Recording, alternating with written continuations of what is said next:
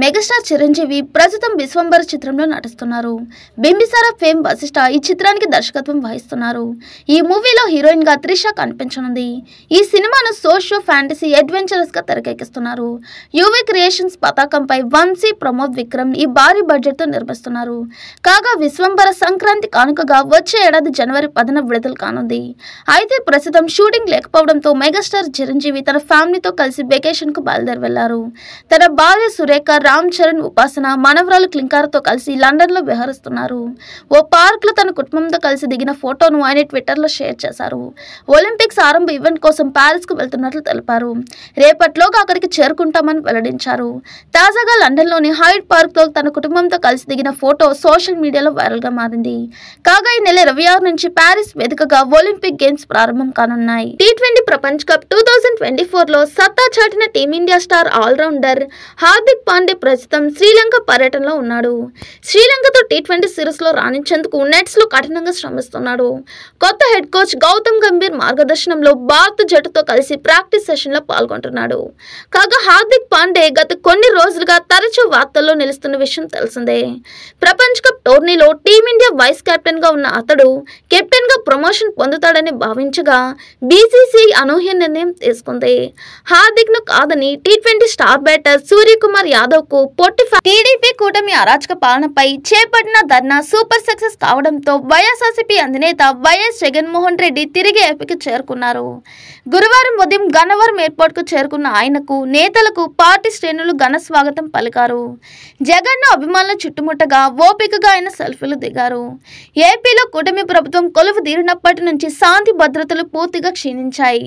హత్యలు, అత్యాచారాలు, దాడులు, వేధింపులు, విధ్వంస ఘటనలు పెరిగిపోయాయి. ప్రత్యేకించి వైఎస్ఆర్సీపీని లక్ష్యంగా చేసుకుని హింసా పర్వం కొనసాగింది. ఈ నరమేధాన్ని పోలీసుల దృష్టికి తీసుకెళ్లినా లాభం లేకపోయింది. అదే సమయంలో వినుకొండ హత్య ఘటన, వైఎస్ఆర్సీపీ ఎంపీ, మాజీ ఎంపీలపై దాడి ఘటన రాష్ట్రాన్ని ఉలిక్కి పడేలా చేసింది. ఆపై కూటమి పాలన అరాచకాలకై గవర్నర్ కు సైతం ఫిర్యాదు చేసినా ఫలితం కనిపించలేదు. అగ్ర కథానాయకుడు చిరంజీవి పుట్టినరోజు, అగ్ర నిర్మాణ సంస్థ వైజయంతి మూవీస్ 50 ఏళ్ల సంబరాలు, ఈ రెండు విశేషాలను పురస్కరించుకొని ఇంద్ర సినిమాని ఆగస్టు 22న రిలీజ్ ప్రేక్షకుల ముందుకు తీసుకొస్తున్నారు. చిరంజీవి కథానాయకుడిగా వైజయంతి మూవీస్ పతాకంపై 22 ఏళ్ల కిందట ప్రేక్షకుల ముందుకు వచ్చిన చిత్రమే ఇంద్ర. బి గోపాల్ దర్శకత్వం వహించారు. ఆర్తి అగర్వాల్, సోనాలి బింద్రే కథానాయకులు.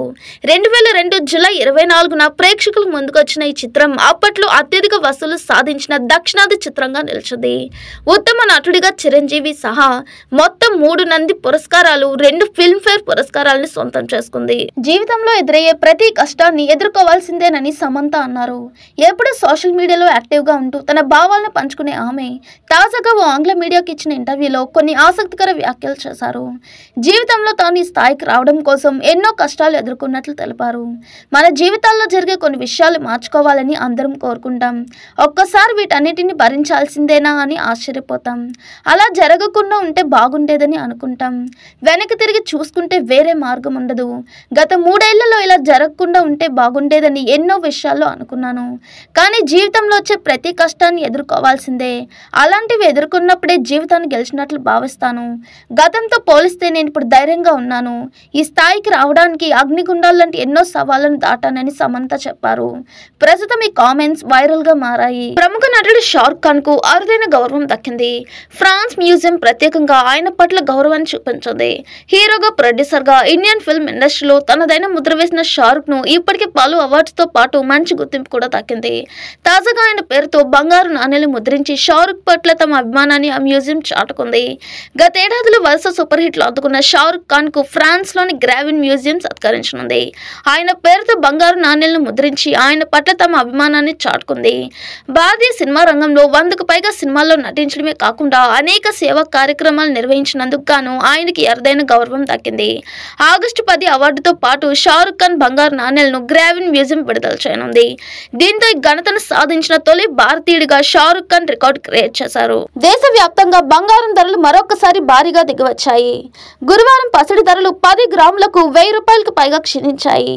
బడ్జెట్ ప్రకటన తర్వాత రికార్డు స్థాయిలో తగిన బంగారం ధరలు మరుసటి రోజు నిలకడగా కొనసాగి కొనసాగి నేడు మళ్లీ భారీగా తగ్గి రికార్డ్ మార్కుల దిగు వరకు వచ్చాయి. తెలుగు రాష్ట్రాల్లోని హైదరాబాద్, విశాఖపట్నం, విజయవాడలతో పాటు వివిధ ప్రాంతాల్లో ఈరోజు 22 క్యారెట్ల పుత్తడి తులం 950కు తగ్గి 64 వద్దకు వచ్చేసింది. ఇక 24 క్యారెట్ల బంగారం 1040 తరిగి 69,820 వద్దకు దిగి వచ్చింది. బెంగళూరు, ముంబైలలోనూ ఇదే విధంగా ధరలు క్షీణించాయి. భారత రాష్ట్రపతిగా నేటితో 2 ఏళ్లు పూర్తి చేసుకున్న ద్రౌపది ముర్ము తనకెంతో ఇష్టమైన టీచర్లు అవతరించారు. కొత్త ఢిల్లీలోని ప్రెసిడెంట్స్ ఎస్టేట్లోని డాక్టర్ రాజేంద్ర ప్రసాద్ కేంద్రీయ విద్యాలయంలో కాసేపు ఉపాధ్యాయురాలుగా మారిపోయారు. 9వ తరగతి విద్యార్థులతో ముచ్చటిస్తూ ఉత్సాహంగా గడిపారు. గ్లోబల్ వార్మింగ్, పర్యావరణం వంటి ముఖ్యమైన సమస్యలను చర్చించారు. పర్యావరణాన్ని పరిరక్షించడానికి వివిధ మార్గాలను విద్యార్థులకు సూచించారు. ఈ సందర్భంగా నీటి సంరక్షణ, అడవుల పెంపకం ప్రాముఖ్యతను వివరించారు. ఎక్కువ మొక్కలు నాటాలని, నీటి వృధాను అరికట్టాలని, వర్షపు నీటి సంరక్షణ ద్వారా వాటిని సంరక్షించేందుకు చర్యలు తీసుకోవాలని విద్యార్థులకు సూచించారు. ప్రధానమంత్రి నరేంద్ర మోడీ పిలుపునిచ్చిన ఏక్ పేడ్ మాకే నామ్ ప్రతిపాదనను గుర్తు చేశారు. ప్రతి విద్యార్థి తమ పుట్టినరోజున ఒక మొక్క నాటాలని పిలుపునిచ్చారు. వాయు కాలుష్యం గురించి కూడా ఆమె ప్రస్తావించారు. ఫీజు రీయింబర్స్మెంట్ అందక విద్యార్థులు నలిగిపోతున్నారు. రాష్ట్ర ఖజానాలో సొమ్ము లేదు. కానీ నాసిరకం మద్యం ద్వారా కోట్ల మంది జీవితాలతో ఆడుకున్న మాజీ ముఖ్యమంత్రి జగన్, ఆయన బృందం చేతుల్లోకి 30,000 కోట్ల రూపాయలు వెళ్లిపోయాయి. అలాంటి వారిని స్వేచ్ఛగా వదిలేస్తే ఎలా అని ఉప ముఖ్యమంత్రి పవన్ కళ్యాణ్ ప్రశ్నించారు. ఒక చిన్నపాటి ఉద్యోగి లంచం తీసుకుంటే ఏసీబీ కేసు శాఖాపరమైన విచారణ చేస్తున్నాం. అలాంటిది రాష్ట్ర ఖజానాకు 1,000 కోట్ల నష్టం కలిగించిన జగన్ ఇతరులు శిక్ష పడకుండా ఎలా తప్పించుకుంటారు? దాని పగ, ప్రతీకారం అనే కోణంలో చూడకూడదని స్పష్టం చేశారు. గత ప్రభుత్వ హయాంలో మద్యం కుంభకోణంపై శ్వేతపత్రం విడుదల సందర్భంగా పవన్ కళ్యాణ్ బుధవారం అసెంబ్లీలో మాట్లాడారు. 1,000 కోట్లు దోచుకున్న వాళ్ళని వదిలేస్తే ఉద్యోగులు, ప్రజలకు మనం నైతికంగా ఎలాంటి భవనాన్ని ఇవ్వగలం? పారదర్శక పాలన అందిస్తామనే భావన వారికి కల్పించాలని వివరించారు. మద్యం దోపిడీపై సమాధానం చెప్పాల్సి వస్తుందనే భయంతోనే వైకాపా సభ్యులు సభకు రాకుండా పారిపోయారని పవన్ కళ్యాణ్ విమర్శించారు.